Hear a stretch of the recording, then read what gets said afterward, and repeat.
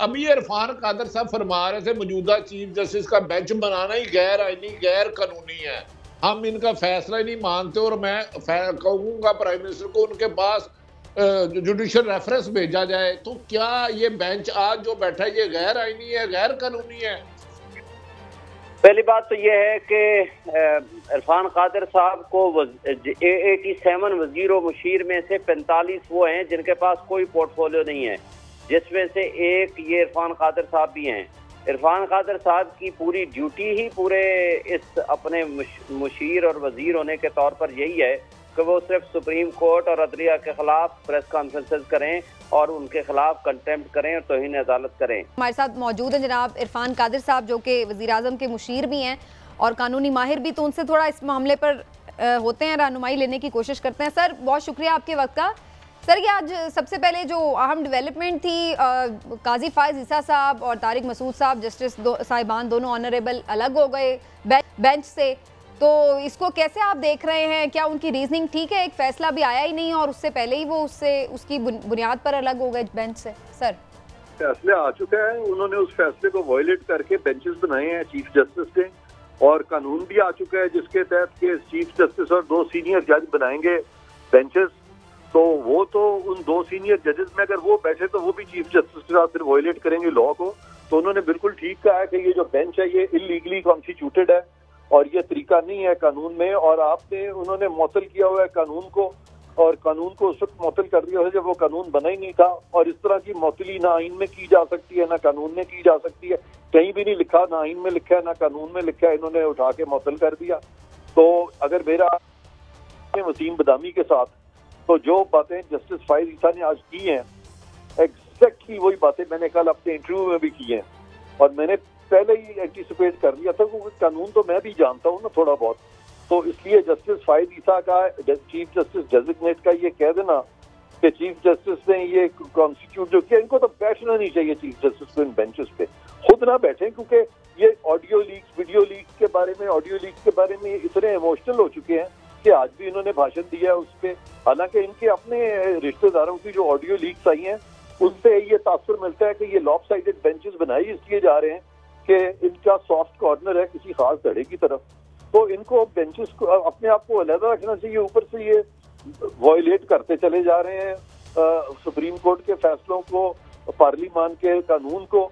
तो इसलिए जस्टिस फायज ईसा ने चूंकि ओथ उठाया अंडर द कॉन्स्टिट्यूशन, तो वो कैसे बैठ कह सकते थे कि जी नहीं, लेकिन कादिर साहब फिर इस पर तो ये सवाल उठेगा कि अभी तो जाहिर है वक्त भी है, जब महफूज फैसला सुनाया जाएगा तो फिर पता चलेगा कि क्या फैसला है, लेकिन क्या उस वक्त तक फिर अदालतें काम ही ना करें, फिर बेंचेस ही ना बने, फिर तो ये बिल्कुल ना करें, बिल्कुल ना करें। नो, ठीक कह रही हैं आप, यू आर राइट। अच्छा, you are absolutely right. Illegally जो बेंच कॉन्स्टिट्यूट हो रहे हैं वो काम मत करें, उनको बंद करें काम। इरफान साहब अगर आप इजाजत दे दें एक सवाल करने की।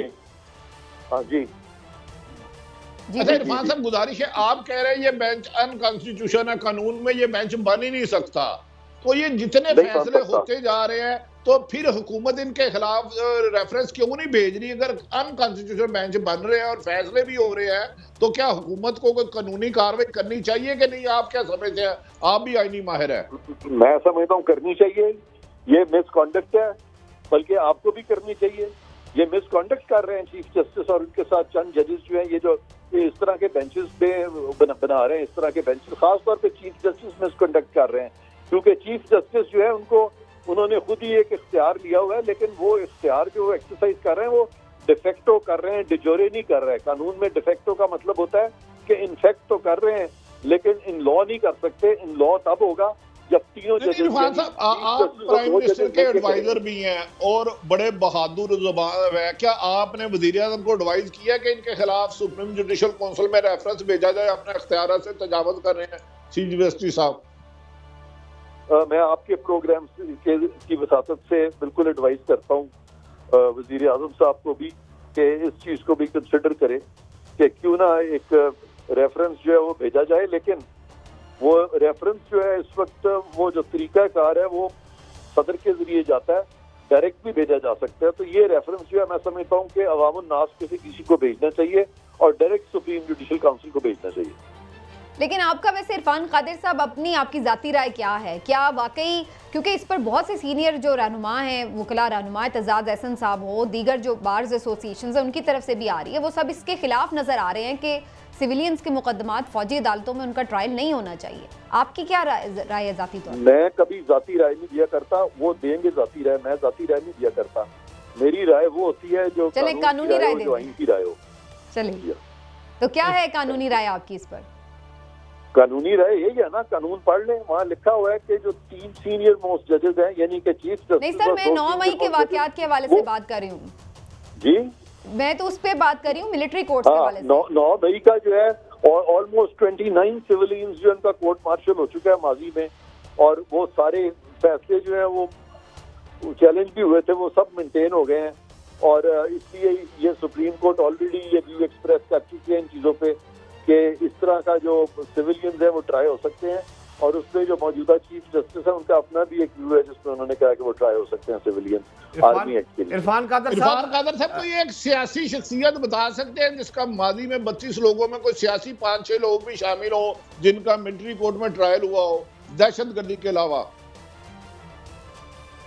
देखिए, सियासी लोग जो है ना जी, वो ये नहीं है कि वो ये इस चीज में पनाह ले लें कि वो सियासी हैं लिहाजा वो ना दहशतगर्दी में ट्राई हो सकते हैं, ना फौज की आर्मी एक्ट में ट्राई हो सकते हैं।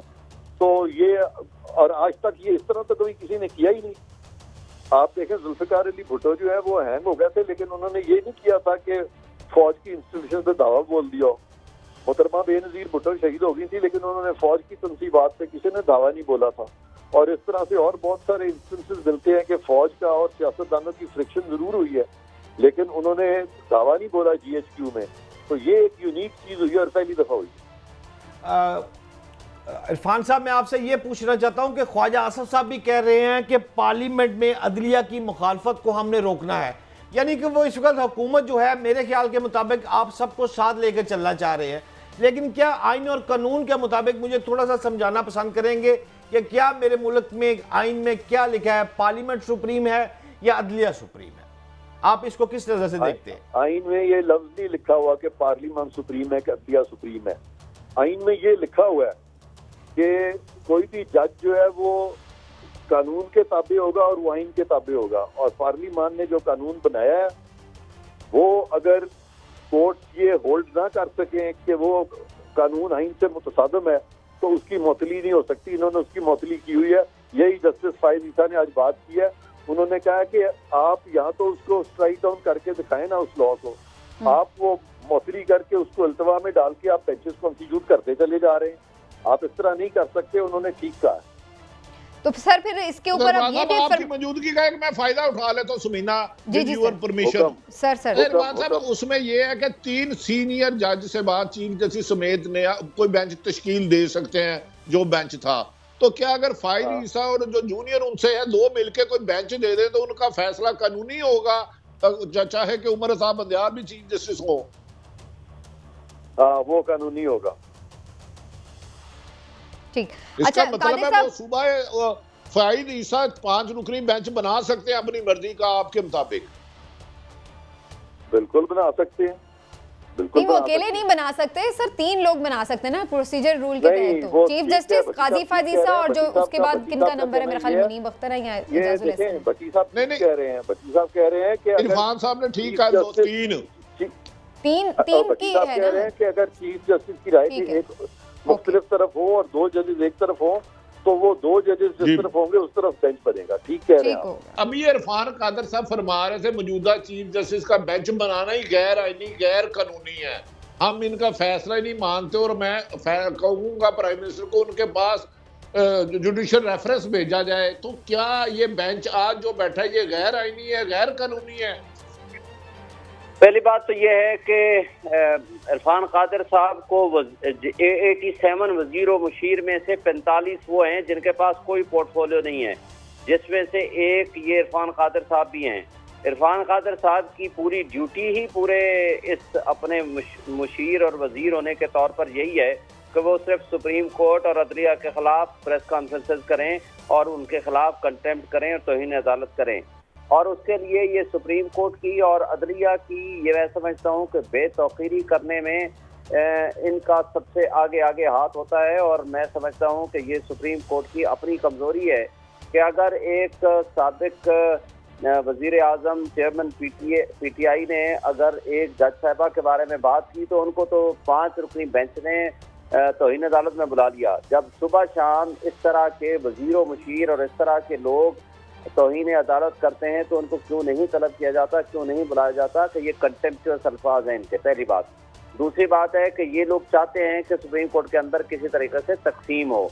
और जहां तक इस बेंच का ताल्लुक है, बिल्कुल क्वाइट लॉफुल जस्टिफिकेशन के साथ ये बेंच तरतीब दिया गया है और जिसमें 2 ऑनरेबल जज साहबान ने जो रिफ्यूजल की है उसके बाद ये bench with the consent of all the benches यानी 7 के 7 जज साहबान की मर्जी से ये बेंच बना है जो इस वक्त अवेलेबल है। बाकी जज साहबान छुट्टियों पे हैं।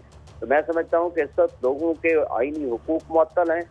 ये पाकिस्तान जो है बेआइन हो चुका है। इलेक्शंस अपने वक्त पे नहीं हो रहे। गैर आईनी तौर पर 2 इंटरम सेटअप्स 2 सूबों में बैठे हुए हैं। जिसको चाहते हैं पुलिस उठा के ले जाती है, जिसको चाहते हैं। लेकिन सर यहाँ पर एक सवाल है, ये आपने बेंच की जो तश्कील है उसके हवाले से तो अपनी राय दी, लेकिन एक बड़ा रेलेवेंट सवाल आज अदालत में समाअत के दौरान भी उठाया गया कि जो मुतासरीन है उन्होंने तो इन ट्रायल के ऊपर या फौजी अदालतों में मुकदमात के ऊपर कोई क्वेश्चन रेज नहीं किया, दरख्वास्त दायर नहीं की, तो जो लोग मुतासरीन ही नहीं हैं वो क्यों फरीक बने? इस पर आपकी क्या राय है? पहली बात तो यह है कि मुतासरीन का अता पता ही नहीं है कि वो कहाँ पर हैं, किसकी कस्टडी में हैं, कौन सी जेल में हैं, कौन ट्रायल कर रहा है, किस जगह पे ट्रायल शुरू हो चुका है, उनका वकील कौन है, उनकी फैमिली को मिलने नहीं दिया जा रहा, उनको तो पता ही नहीं है। तो क्या बुनियादी इंसानी हुकूक हमारी आवाम के किसने उठाने हैं? जो एजाज एहसन साहब सीनियर पार्लियामेंटेरियन और सीनियर हमारे एडवोकेट हैं उसने पटिशनर है। साबिक chief justice of Pakistan Jawad Khawaja इसमें पटिशनर है, साहब इसमें पटिशनर है और कई और वकला साहबान इसमें पटिशनर हैं। आज हालत ये है कि जो वकला हैं जब वो पटिशन फाइल करते हैं उनको उठा लिया जाता है। एक वकील रियाज हनीफ राई को 7 दिन के लिए उठा के ले गए, कहा कि अपनी पटिशन वापस लें। उज़ैर करामत भंडारी को मिलने चला गया तो उसको उठा लिया गया रास्ते में ही। और इसी तरह कई और वकला हैं जिनको मिसिंग पर्सन में शामिल कर लिया गया। लतीफ खोसा ने उस दिन स्पीच की हमारे एक कॉन्फ्रेंस में तो उसके घर पे फायरिंग कर दी गई। अगर ये सिचुएशन है हमारे बुनियादी इंसानी हुकूक की और ये हालत है कि किसी को कोई बंदे का कोई पता नहीं है, घरों से उठा के ले जाते हैं, बच्चों को उठा लिया, बच्चियों को उठा लिया। अगर हमारा मुल्क में तो कोई तो जाके फिर दरख्वास्त दायर करेगा, इंसानी हुकूक है तो ज़ाहिर उसके लिए किसी ने तो आवाज उठानी है। बिल्कुल ठीक है, फेयर इनफ। बहुत शुक्रिया आपका शोएब शाहीन साहब, थैंक यू सो मच।